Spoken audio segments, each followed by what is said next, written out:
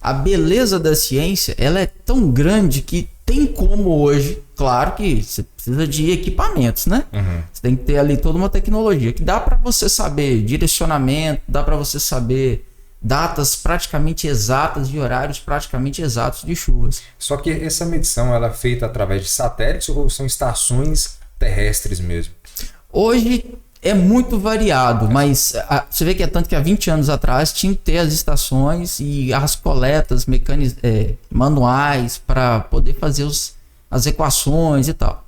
Hoje é possível, já de acordo com todo um estudo estabelecido, criar padrões matemáticos que vão já poder dar essas respostas. Padrões matemáticos baseados em informações visuais de satélite mesmo. De satélite. Talvez visão computacional, não sei. Mas tem alguma estação meteorológica aqui no norte de Minas? Tem. De tempo? Onde que ela fica localizada aqui? Aqui a mais perto que nós temos está Janaúba, Nova Porteirinha. Eu não vou lembrar, não sei se Espinosa tem também, mas são pequenas. A de Nova Porteirinha da Ipamig e também tem na universidade, né? Que é a Unimontes. Que são utilizadas de forma oficial mesmo, né? Acho que é IMED que chama aquele site que... Sim. IMED... É oficial porque as instituições utilizam, né? A Unimontes utiliza por conta das aulas que ela tem e a Ipamig também utiliza. Entretanto, elas podem ser acessadas para uma rede maior de informação. Mas até onde eu sei, elas não são tão acessadas assim não. Certo. Igor, teve até um tempo atrás, aí saiu uma matéria no jornal falando Norte Minas nos próximos 20 anos vai virar deserto. Você viu algo sobre isso aí? Vi, sim. Isso foi motivado pelo que? Tem algum fundamento essa pesquisa? Tem sim. Tem fundamento porque... até por conta do comportamento da umidade na região do norte de Minas, e vale a pena dizer, a gente podia até brincar mais depois sobre região, qual que é a ideia de região, para que ela serve e tal. Mas quando se fala de região norte de Minas, a gente está falando de 89 municípios, então é muita coisa.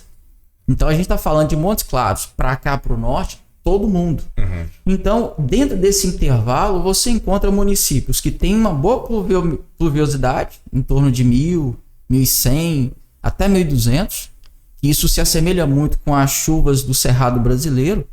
Mas tem áreas também, mais no interior de municípios como de Jaíba, mesmo Janaúba e outros como Pai Pedro, Mato Verde, há uma tendência da pluviosidade ser mais baixa.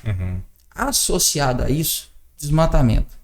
Associado a isso, retirada em grande quantidade de água do lençol freático. Então a sequidão se estabelece. Certo. E aí essa tendência a virar literalmente deserto ou é algo mais sensacionalista? Você acha que não chega a esse ponto? Eu vi muitos estudos apontando de fato essa questão da desertificação no norte de Minas. Né? Então tem influência, essa desertificação, da mão do homem ou você acha que é algo natural? A associação das duas coisas. Você já tem uma tendência de diminuir a umidade, que já é uma característica que se aproxima de deserto. Associada a isso, a gente está fazendo uma extração muito grande em determinadas áreas. Eu diria talvez não ter o cuidado de manter as fontes de água. Se a gente conseguisse fazer a extração do que a gente quiser na natureza, mas mantendo as fontes protegidas, talvez isso não fosse tão severo. Entretanto, você pode observar, existem os dois lados, as duas coisas. Tanto um fator natural, quanto também uma transformação. Certo. E aí a gente vai direto àquele ponto, né, naquela pergunta. A água doce, ela vai acabar? Ela não vai acabar? Como é que esse comportamento, o que você prevê, né, pelo seu estudo aí, né, relacionado à água doce? O pessoal fala, acaba, não acaba? Resposta simples, não acaba. Não acaba? Não. Resposta simples. Até porque quando você fala assim, a água doce vai acabar ou não vai? A fonte de água doce, essa água que a gente consome barata, essas fontes elas podem exaurir, desaparecer se não forem protegidas. A questão vai continuar oferecendo a água na qualidade que nós temos de forma barata? Um exemplo. É possível, inclusive, um dos fundamentos para o Brasil manter o chamado ProAntar, que é o programa Antártida ou Antártica, é exatamente ter esse trajeto a um recurso, que no caso é a água, e esse recurso, se for preciso, o Brasil conseguir ter acesso a ele.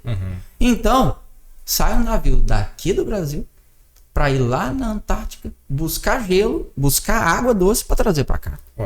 Então, assim, você acha que a água doce próximo aqui, né, próximo de uma forma facilitada, pode ser que exaura. Só que ao invés de ir na Antártica buscar água doce, a dessalinização do mar, que está mais próximo, não seria um processo mais viável? Tem até alguns países que fazem isso, né? Sim. Tem lá, estava vendo alguns países, Israel, 50%, se não me engano, lá da água deles, né, potável, vem da dessalinização da água do mar. Sim, sim. Não seria um processo mais viável, né, ao invés de ter... Eu nem conhecia desse projeto que você falou. Então, existe. Inclusive o Japão já fez alguns testes também, buscando calotas polares para poder fazer essa complementação de água. A dessalinização é um exemplo disso. Existe uma outra tecnologia chamada de filtragem múltipla. Os Estados Unidos utilizam bastante isso, que é pegar o esgoto mesmo, fazer todo o tratamento, a purificação joga essa água de novo no lençol freático, 6 meses depois retira. Eles fazem isso. A grande questão, e de certa maneira, é mais barato do que você sair daqui e buscar onde tem gelo. Não há dúvidas quanto a isso. Assim como a dessalinização.